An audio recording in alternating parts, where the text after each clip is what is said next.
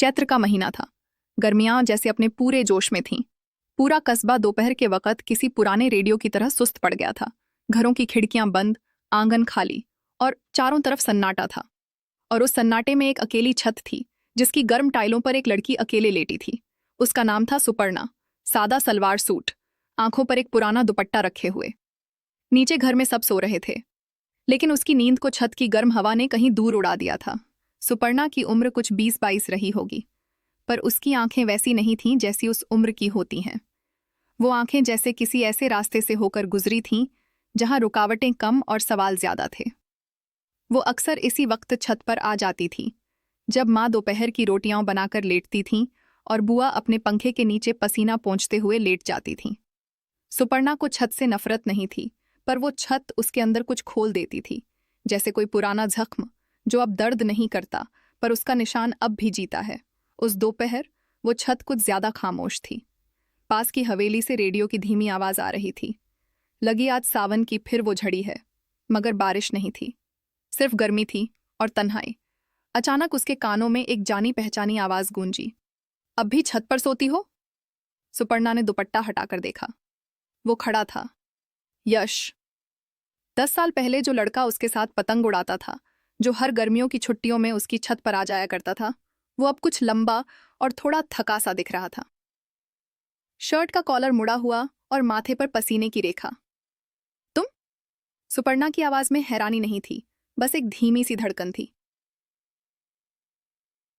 बगल वाले शर्मा जी का बेटा हूं मैं अब भी, पर अब बस शहर में रहता हूं।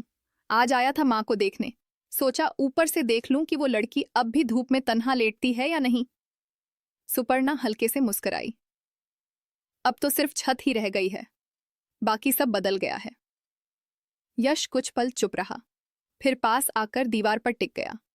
नीचे गली में दूध वाला साइकिल खींचता निकल गया। घंटी की आवाज धूप में तैरती रही। तुम्हें याद है, एक बार बारिश में हम दोनों ने छत पर ही भीगते हुए चाय पी थी? यश की आंखों में एक पुराना बादल तैर गया। हाँ, और उसके बाद मैं बीमार पड़ गई थी। माँ ने कहा था, यश से दोस्ती बंद करो। सुपर्णा की हंसी अब भी वैसी ही थी, बस थोड़ी थकी हुई। और तुमने सच में बंद कर ली? यश की बात जैसे छत पर पड़े किसी पुराने ईंट से टकराकर वहीं रुक गई। सुपर्णा ने नजरें फेर लीं।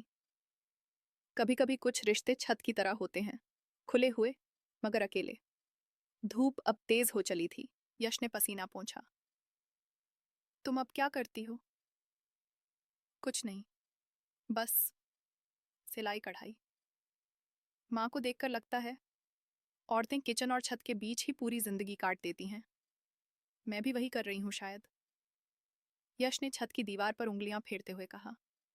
मैं अक्सर सोचता था, तुम कुछ बड़ा करोगी, कहीं दूर जाओगी, सपने पूरे करोगी।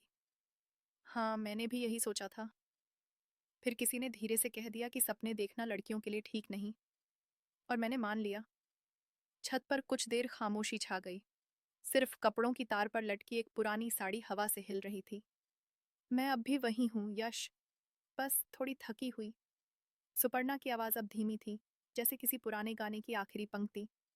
और मैं अब भी वही हूँ जो उस बारिश में तुम्हारे पास बैठा था, बस थोड़ा अकेला। यश ने कहा, और फिर कुछ नहीं कहा। उन दोनों के बीच न कोई वादा था, न कोई शिकायत। सिर्फ कुछ पुराने लम्हे थे जो धूप में झुलसते हुए अब भी सांस ले रहे थे। नीचे से माँ की आवाज़ आई। सुप्पू, खा लो कुछ आकर, गर्मी में मत लेटाकर इतनी देर छत पर।